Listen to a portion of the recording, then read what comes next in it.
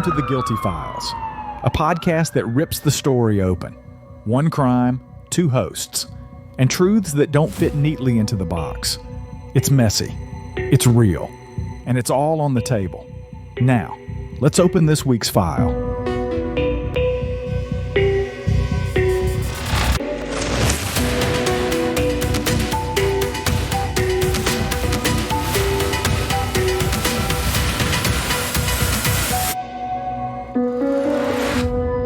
Dani, here we are to talk about yet another case. We finished out the week.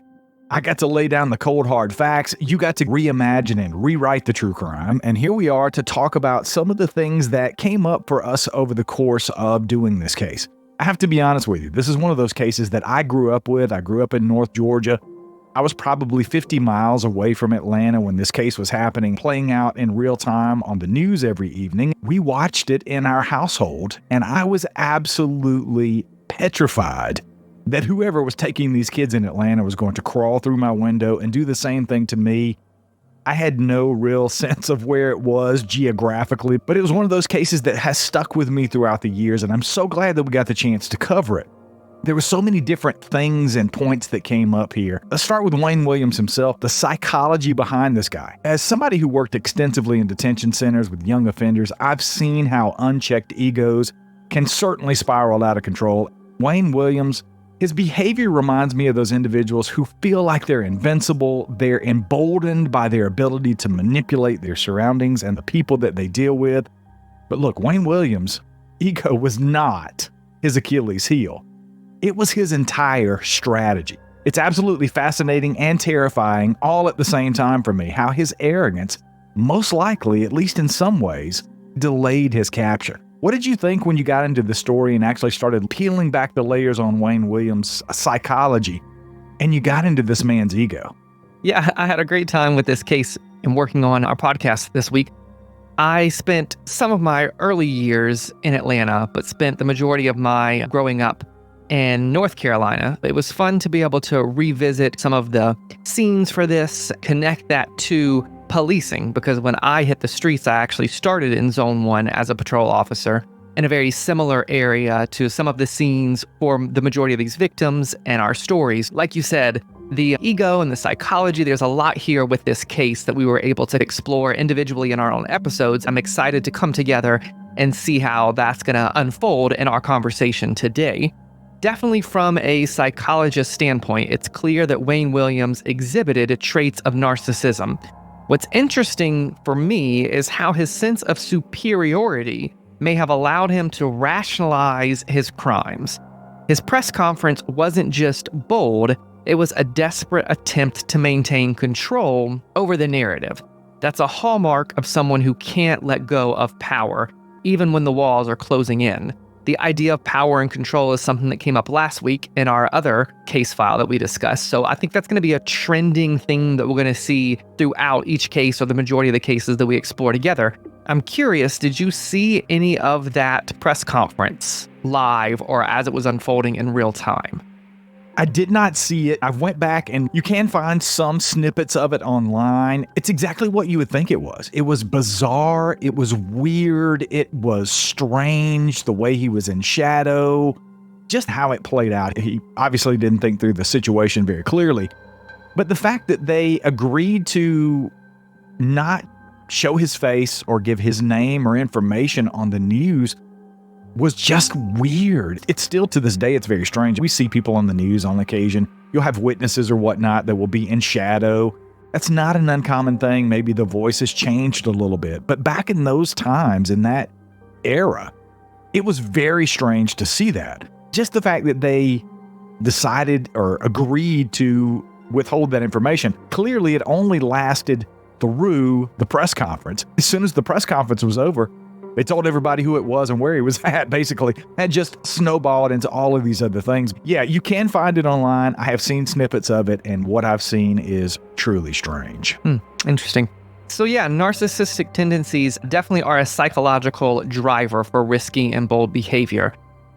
Pivoting slightly, I'm curious, are there any experiences that you can think of, Brian, when managing a high-security youth detention center with offenders who might have exhibited similar arrogance or maybe manipulative type of tendency that you can draw on or maybe share with our audience?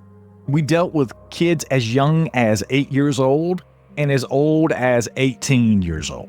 They ran the gamut. We got to see a little bit of everything. More than narcissism and ego, I saw the manipulation. Kids were extremely good at manipulating staff to do what they wanted, getting extra snacks, getting extra time outside. It was amazing to see what 12, 13, 14-year-old offenders could do to grown men and women and manipulate them into doing what they wanted. But definitely the manipulation, it seems to just run like a thread through the fabric of everybody who commits crimes on whatever level it is, from shoplifting as a child to serial murder. It's that thin line that seems to run throughout these cases that on some level there is some narcissism, on some level there is some ego, but there's always that manipulation that seems to be present because you're either manipulating people into believing you're not stealing from them or you're trying to get people in your car. So yeah, I saw it throughout my career, but particularly early on in the detention center for sure. I'm really excited to see the threads that are going to unravel week to week. I think they're going to be common throughout the majority of the case files that we look at, and also the threads that might be unique or really set apart one case file from the next. So transitioning a little bit to the role of urban strain and crime patterns, Act 2 of my podcast this week was really enjoyable to write and spend some time creatively weaving some of the elements of this case into a creative, imaginative spin. Urban strain is such a significant concept in general, but specifically within Act 2 and how I explored it in this case file. It's not just about poverty. It's about the psychological toll of living in survival mode. Having policed areas with high crime rates, I've seen firsthand how kids like Edward and Alfred are often forced into adulthood before they're ready, and that vulnerability makes them easy targets for predators like Williams. One of the most challenging things for me, surprisingly, was not the actual tasks or responsibility or the workload of policing. It was being thrown into Zone 1 and being thrown into an environment where it was just so hopeless. I remember very vividly the first few weeks being in law enforcement and coming home and confiding in you, and you were excited to ask me how things were going, and you were hyper engaged with me and inquisitive, and I would come home every day absolutely just defeated. It was often because policing in Zone 1 in areas very similar to some of the things that we discussed throughout this case file, like East Lake Meadows, it's just depressing. It is hopeless in a way that is really difficult to explain or to really convey in totality. To be in an area where, for me, the best way I can describe it is it felt like nothing not only was meant to survive, but nothing even wanted to survive. No one, there wasn't any business, there wasn't any environment, there were no natural spaces, nothing felt like it wanted to survive. And areas very similar to East Lake Meadows, it wore on me. It absolutely destroyed me. It was a quick decline, and I had a lot of support. So that mental strain really takes its toll, and I can attest to that. And I was just trying to complete an 8-hour work shift with plenty of support and resources behind the tasks and the responsibilities that I had to face. You are a big history buff, not something I can really relate to, but I'm curious if you can maybe provide any historical context of systematic neglect and its role in creating high crime environments, maybe bridging your passion for history and some of the knowledge you have there, maybe bridging that with policing, anything that you can think of in regards to that, or maybe where you saw an example of urban strain in crime patterns when you were policing. I think just looking back at East Lake Meadows, it's impossible to ignore the systematic factors that were at play there. Policies, or the lack thereof, left that area vulnerable. And those conditions created the perfect storm for a predator like Wayne Williams. There's similar cycles that play out in urban areas across the country. Just in the city of Atlanta, it's one of those things where it's a more simplified version of what we're talking about, but Just seeing the broken windows theory. You go into neighborhoods like Zone 1, Zone 3 areas, and you can go in any urban city and see that once there's broken windows in a business or an abandoned home, it just spreads and it permeates throughout that entire area. It goes unchecked, and it's not fixed. It's not something that's addressed. Very similar to missing kids in areas like East Lake Meadows and some of these more urban, strained areas that we're talking about in this case. If that goes unchecked for even a short amount of time, it just snowballs. Again, it goes back to what you were saying earlier about this helpless feeling that comes from the people who have to live there 24 hours a day, 7 days a week. Police officers come and go 8 hours a day, but these people have to live in that environment around these quote-unquote proverbial broken windows, and they know that they've been left behind. It's one of those things that, unfortunately, the policies and procedures that are in place in some of the police departments, they favor people who live in more affluent areas. We saw that policing in Atlanta. Zone 2, if you guys are familiar with Atlanta or anybody out there listening knows anything about the Lenox Mall area, Phipps Plaza, that's the Zone 2 area. We're talking multi-million-dollar homes. It is the richest area in Atlanta. There is a marked difference, in my opinion, in the way that Buckhead, Zone 2, that area is policed versus policing in Zone 1, because you did both. You can attest to that. I did the same thing. Zone 3 is different than Zone 2. The police officers know it. The people who live there know it. It just snowballs into this continuous churning motion that they've been left behind, and the policies and procedures might change, but it's not going to change and break that cycle in that community. I think that's what was going on a lot in East Lake Meadows back in this time when Wayne Williams was abducting and killing all these kids. Great points. Not only as police officers or from our work background, I think we've also seen that just traveling to major metropolitan cities throughout the U.S. Chicago, New York, several places that we visited or that listeners might have a reference for.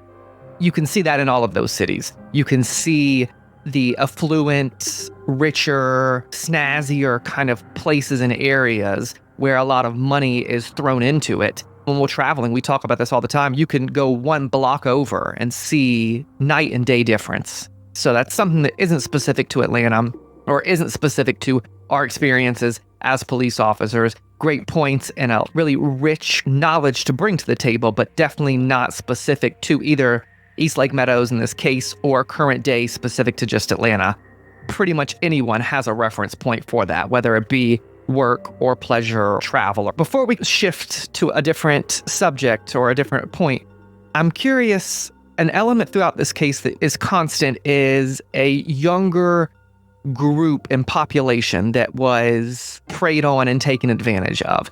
You and I both come from somewhat challenging backgrounds as far as kids. We both come from households that went through a lot of turmoil. We both were raised by single mothers early on.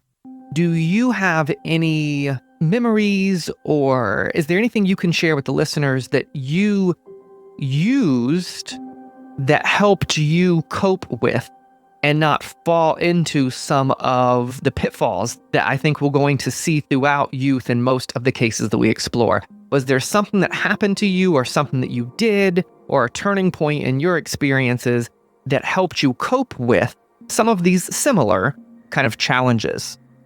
Honestly, I think for me, it was being creative and escapism. In a way, I escaped into the woods. Fortunately, I lived in an area that was very rural, and we had a sprawling amount of land, and some of the houses that we rented, we were very poor. We didn't have a ton of money, but some of the places I could get outside and escape that way. I was a very introverted kid. I escaped into writing stories, reading books, getting into cryptids and all the things that I have as other interests. There was no magic wand for me to escape that or rise above it. I was fortunate enough to be dealt a good enough hand to be able to leave that stuff behind and move forward. Unfortunately, I think in some of these urban areas, just like you've described, not just Atlanta, but all these other urban areas, it's very difficult for kids that are in those specific situations to ever escape it. And it just becomes a cycle, unfortunately, that continues to repeat itself, even in some of the cases that we're going to talk about in the future. Let's talk about this vigilante justice theme that was running through this story. Is actually one of my favorite parts, if you can have a favorite part of a horrific crime like this, but of the story in general. One of my favorite things that came out of that was the Bat Patrol, and how it's a perfect example of how communities can act when they feel like they've been abandoned by the police. I think in this case, like many cases before, that's exactly what the Bat Patrol was about. It just reminds me of some of the discussions we've already had about the policy gaps, the lack maybe of police action in those areas. Look, when the system fails, people are going to take matters into their own hands. It looks different for some communities. We saw it with the Sequoia Turner incident. We saw it with the shooting outside the Wendy's several years ago. The police-involved shooting there. The community got involved, in my opinion, in a very negative way, and they burned down the business overnight. There was very much a sense of a vigilante justice in the air at the time that Wayne Williams was abducting and killing these kids. And it hasn't changed much over the years with some of these other things that we've seen. History continues to repeat itself. Exactly. What stands out to me is the emotional aspect. Vigilantism often stems from fear and frustration. And while it can be empowering, it's also very dangerous. I think about the families who joined the Bat Patrol armed with hope and baseball bats. They were trying to protect their own, but the line between being a hero and being hazardous can blur, and it can blur very quickly. I think the Bat Patrol is a great example of how this was done. A lot of aspects of their efforts, I think, could be studied and applied in productive ways today. Unfortunately, the majority of the examples that I can think of or that I've seen in more recent news, honestly, I see them as just escalating examples of violence. Angry, frustrated, all valid emotions, all valid perspectives, but people are really struggling to find, I think, productive ways to channel that emotion. They take matters into their own hands, and it becomes an escalation of violence. It's unproductive. Oftentimes, it can bring some awareness or attention maybe to the cases or to the situation at hand, but long-term policy development or bringing outsiders into the conversation in productive ways, or, so to speak, winning over the other side, doesn't happen. I remember you and I were both still policing during the Occupy Atlanta is how they named themselves, and then the Occupy whatever city or area they were speaking of. Yeah, it started as Occupy Wall Street, and then it just moved to other cities around the United States, and Occupy Atlanta was what we had to deal with. Yeah, locally. It was at the same time as when Atlanta was able to have the Final Four or some basketball tournament. I'm not a big sports fan when it comes to basketball, but it was a big tournament that was paralleling in the same timeline. The stadium was downtown, blocks away from some of the parks and some of the areas where this very disorganized, very emotional display of frustration was happening. I remember we both had to work one night for, I guess it was the final game. There were significant protests and displays of anger and frustration. Unfortunately, they were just moments where violence escalated. I didn't see it being very productive.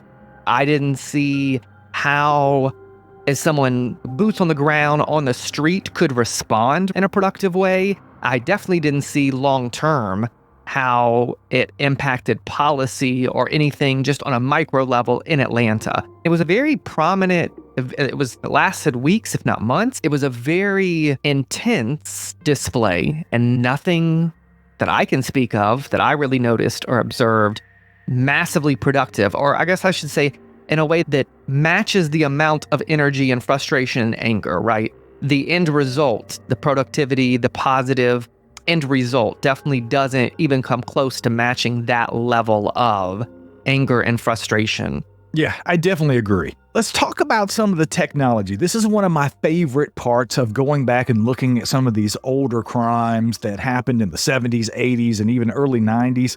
We didn't have the technology back then that we do now, and I always like your spin that you put on it when you do your True Crime Rewritten episodes. You tend to, in some of these early cases, dig into some of that and you get to a point where we can examine these cases through the lenses of some of the things that were going on at the time versus the technology that exists today.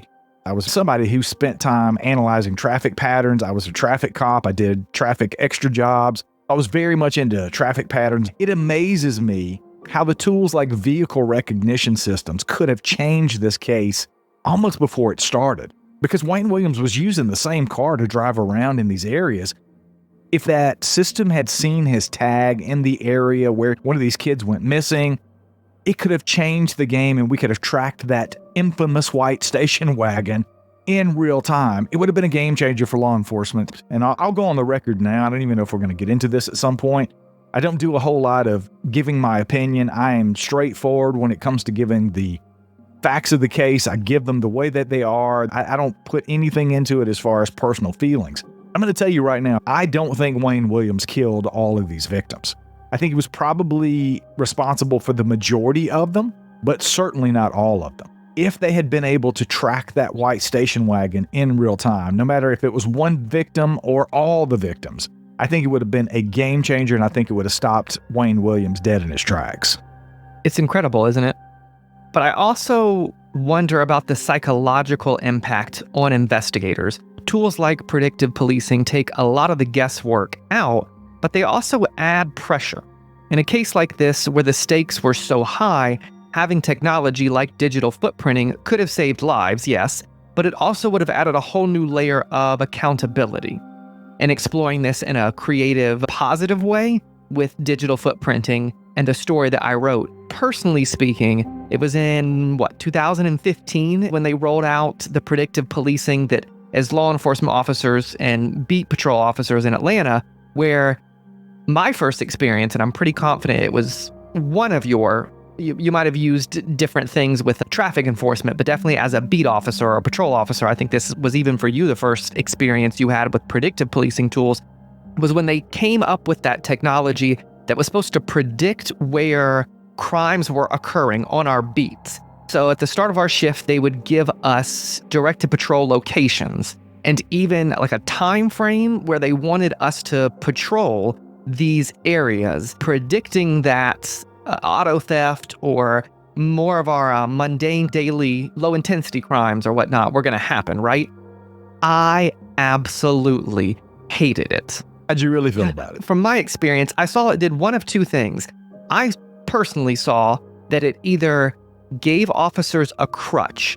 So a lot of officers who hadn't developed the relationships with their community or spent the time initiating directed patrols, taking the initiative to not just answer 911 calls, but to get out into the community, to make contact, to walk their beat, to spend time getting to know residences and business owners.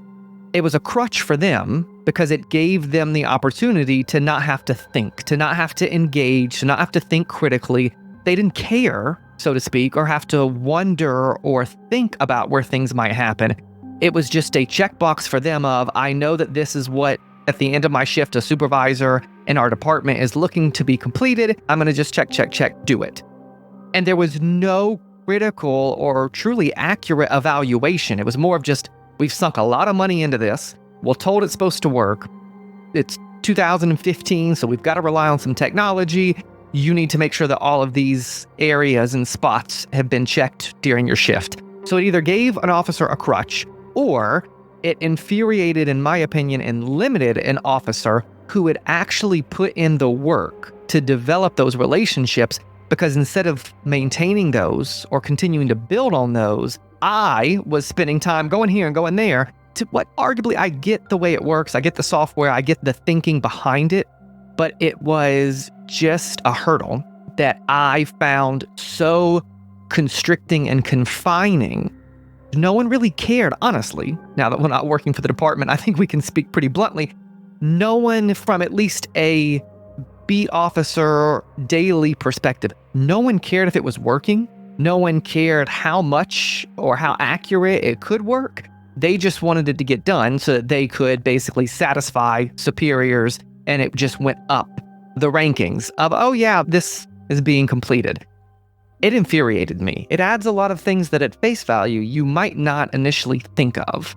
I think technology can be a crutch for a lot of cops, just people in general, but in policing as well. It's no different than any other job. Technology is fantastic if you use it the correct way, if you don't rely on it too heavily. I think that's what happens with a lot of police departments. I think that technology could have made a huge difference in some of these cases that happened in the 70s, 80s, and early 90s. Again, it would have brought some of the other things that you talked about, but I think those would have probably been outweighed by what the technology could have done for the case, in my opinion. It's very similar to DNA, and some of these cases where people are sexually assaulted, DNA can solve the case almost instantly versus them going unsolved sometimes for 20 or 30 years without that technology. It is definitely a double-edged sword. I want to get into some of the survivor's syndrome that you concentrated on in your True Crime Rewritten episode. Survivor syndrome doesn't just affect individuals. I think it ripples through the entire community. Having worked with youth in the detention center, I saw the guilt that can manifest in very destructive ways. Marcus's fictional story that you created, I have seen kids who have lived that in real life. It is unfortunate that, very much like Marcus, it travels with them and makes it into adulthood. What was your main focus looking into that? Was that just something that you wanted to explore? Was there something in particular about that you wanted to focus on for that case? Absolutely. On a more emotional level, survivor syndrome is about identity. It's not just why me, but it's who am I now? I've met survivors who struggle with that question for decades. In a community like East Lake Meadows, where so many were grieving, the collective trauma must have been overwhelming. Like you just mentioned, it ripples through these communities. I had a long-term youth care facility on my beat. At face value, it was so frustrating to the other officers from different watches because most of the time it would be just a runaway. We would get a 911 call about one or usually a group, 2 or 3 of these individuals who run away from this long-term care facility. You can attest to this. Typically, that call is going to take a long time because it's with the youth. We have a lot of procedures we have to follow. It's not a call you're going to clear quickly, right? Usually, officers get easily frustrated when they have to pull out of service for a call, especially knowing that it's going to take quite some time to clear. It's not just the paperwork, it's the people you have to notify, it's the steps that you have to follow, it's all of the things that we have to make sure we do to cover all of our bases. I personally really enjoyed it. I didn't get frustrated or aggravated. I saw it as a great opportunity to not only connect within the community and think critically, but an opportunity to address a systematic problem.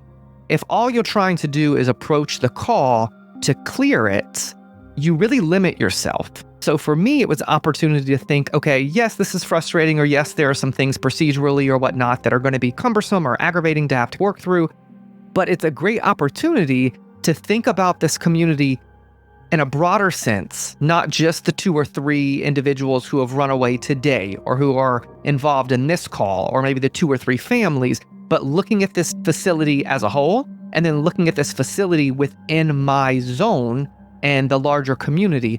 How can I get involved? What questions can I ask? What things can I pick up on and pick apart or chase after to hopefully address, or even just bring the need and the attention to address to solve this problem, or to at least work towards solving the problem? So that was a lot of what motivated me writing this story, and thinking about how after a call or after a shift, it can be so easy to compartmentalize that and to forget that the people that we're interacting with are going to grow and continue in the days, weeks, months, and years to come, hopefully to become adults that will also be within our communities and systems.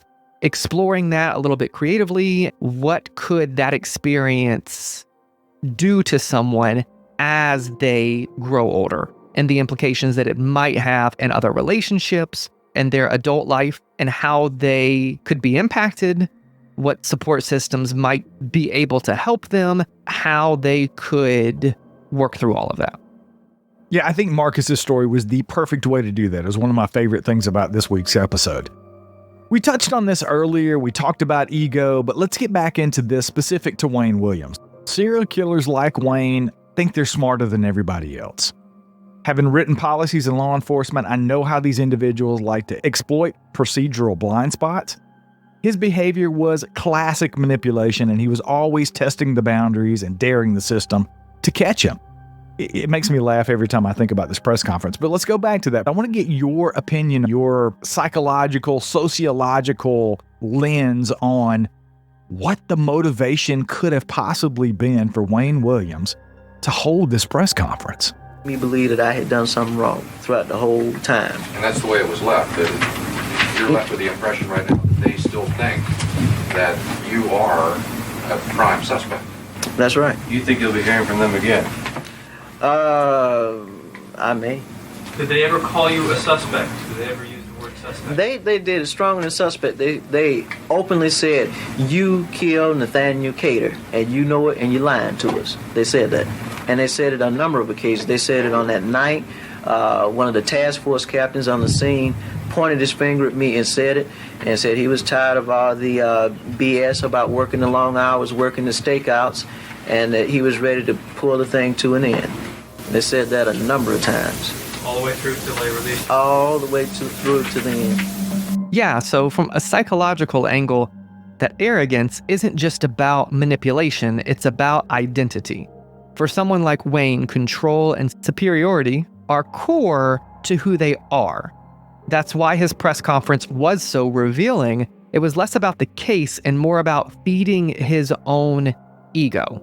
So I think in most of the cases that we explore throughout this podcast, that's the push or shove from what might be an average person and someone who becomes a monster. It's tied to their identity. For an average person, a lot of these underlying emotions or driving forces, such as arrogance, a normal person might experience that in an isolated context. They might be arrogant about one single topic or in one single relationship dynamic or under one specific stressor. In a monster, it goes beyond one thing or a few things, and it becomes an overreaching concept that is tied to their identity.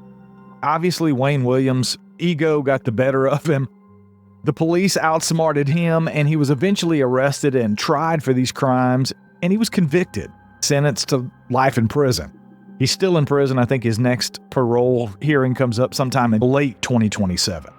But after all this happens, there is this period of healing. I would argue that it's still going on today in cities like Atlanta. Healing doesn't happen overnight, especially after something as traumatic as the Atlanta child murders. Policies can be changed, but the true healing comes from community efforts. Groups like STOP, they were formed by the grieving mothers. I think they're a testament to the power of collective action. Healing, again, it's not something that just happens in each individual person. I think communities at times, especially when things like this, heal seemingly as a group. I think things can happen along the way that can either help that or hinder that process.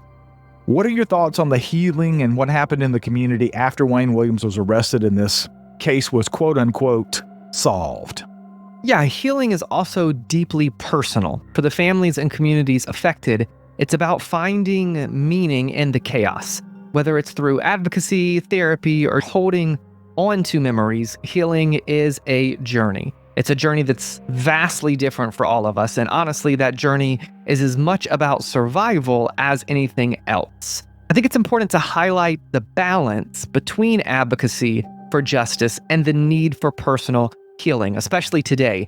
Today, with keyboard vigilantes and the immediate access to social media, opinions and thoughts of everyone, the ability to comment and vomit all over everything, right? There's advocacy and work that definitely needs to be done for justice, but a lot of that is hard. It's grueling work. Oftentimes, we can find ourselves so passionate or in such desperation, people just throw themselves into the deep end of this work. Oftentimes, they forget the need to find balance with doing that work and healing, especially on a personal level, taking the time, putting forth the energy, taking a step back, and allocating space for that personal healing. It's challenging, definitely, to do, but I think it's an important balance that we need to make sure we highlight and advocate for. I'm curious, you mentioned it briefly, but reflecting on how policy changes inspired by maybe such groups can create lasting impacts. So you wrote policy, and after spending several years on the streets, you moved into a position where it was definitely more political, and you wrote policy and worked hand in hand with a community, the queer community within Atlanta. Can you think of a positive example when you saw that work and maybe a policy change that you were able to write or implement, creating a lasting impact, meaning you were able to not only work with that community, not only complete the work of writing and implementing that policy, but were able to see that policy utilized on the streets in a positive way before you left that position? Yeah, it started almost immediately after I wrote. The policy came later on. The actual standard operating procedure came later on. The first thing I did was write a training program for all of Atlanta City police officers that were sworn, and then we went on and trained the rest of the civilian staff. There's about 500 or so civilian staff that work for the police department, in addition to the 2,000 some odd sworn officers. But I saw it immediately in the classroom. It was about an hour-long training. I had officers coming up to me and saying, thank you. First and foremost, thank you for being brave enough to stand up here and teach a class like this, because it wasn't easy. You're talking about the queer community. You're talking about cross-dressing versus drag queens and all of the things that most police officers don't talk about. And they were thankful that I was doing that, but it was making a difference to them because I had given them another tool to put in their toolbox, or as we called it, our war bag that we took out with us every day in our patrol cars. It was a new tool that I had given them. It wasn't a gun. It wasn't more pepper spray. It wasn't a new baton, but it was a tool that they could use in situations that would help them better do their jobs. And I think by and large, police officers are smart enough to realize that. So I saw it immediately. And then to have people from the community reach out and say, I was arrested and I was dressed as a woman. My driver's license says man, and I was treated differently than I'd been treated in the past by police officers and even the jail staff. So I saw that impact. Policy is a policy, but policies are only as good as the people that are enforcing them. So that's what it really comes down to, is the police officers or whomever we're talking about that's enforcing this policy has to do it in a fair and respectful way. And as long as you do that, I think policy changes are phenomenal. Some great things probably came out of this case with Wayne Williams as far as the Atlanta Police Department and maybe even some of the other agencies that were involved, I hope. But at the end of the day, if the policy changes and the people don't change, you're just blowing smoke up everybody's ass is what it boils down to. We can't talk about this case without talking about the racial tension that was involved in this case. And I would argue it's a little bit strange. The Atlanta child murders happened against a backdrop of racial tension. As somebody who studied policy, I know the systematic biases that can shape investigations. It's not hard to wonder how race influenced the urgency or the lack thereof in this case, with the response times and the way that, frankly, some of the mothers and parents were treated when they were telling the police officers that their son had not come home, and the police said, oh, he's just a runaway. We know he's got problems. He's done this before. Does race play a factor in that? Yes. I think race played an interesting factor in this case in that they were looking for a white guy or a group of white guys, because at the beginning of this, at the onset, the genesis of this case, nobody was considering that a black guy was killing black kids in a black neighborhood. It was almost reverse racism in a way, because this has got to be a white dude. It can't be a black guy, until the FBI profilers got involved, and several of them, including some doctors outside of that, some psychologists and psychiatrists, said, look, based on the profile here, I think you're looking for a black guy.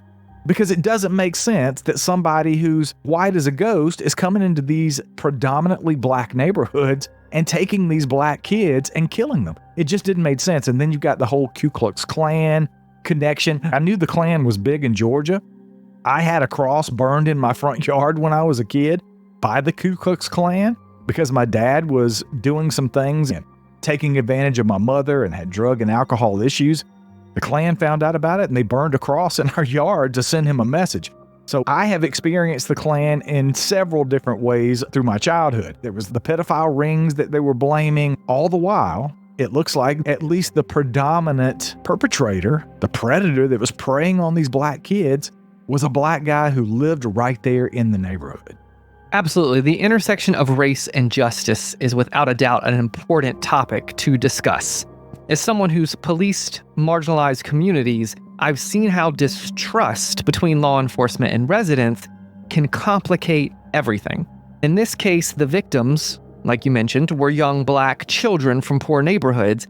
That fact alone raises tough questions about whose lives are prioritized and why. Personally, working in similar communities, daily I saw the challenges faced between law enforcement and the community in regards to building trust. I think that's an important thing to discuss because mistrust complicates investigations and it definitely affects the pursuit of justice for victims. So having conversations and looking honestly in a constructively, critically way at how we, whether it be as law enforcement officers or whether it be how as community members ourselves, how can we build trust within these communities or with those communities? Because like we mentioned earlier, I'm confident in saying that anyone listening can come up with a reference or a perspective of a personal experience of these communities near them and within their day-to-day. How can we build that trust and hopefully overcome some of these issues in regards to how race does intersect with implementation of justice? Very well said. That brings us to the end of yet another case. We always want to hear from you guys. If you have thoughts on this case or anything that we talk about here on any of the episodes of the show, please feel free to send us an email, Brian and or Dani at paranormalworldproductions.com. You can always leave us a voicemail. We put the button right here in the show notes. All you have to do is click it, talk into whatever device you're listening on, your phone, your tablet, your PC, your desktop. We'd love to hear from you guys. Maybe occasionally we'll even play some of those on the air in the future, some of the other cases that we cover. We'll see you next time.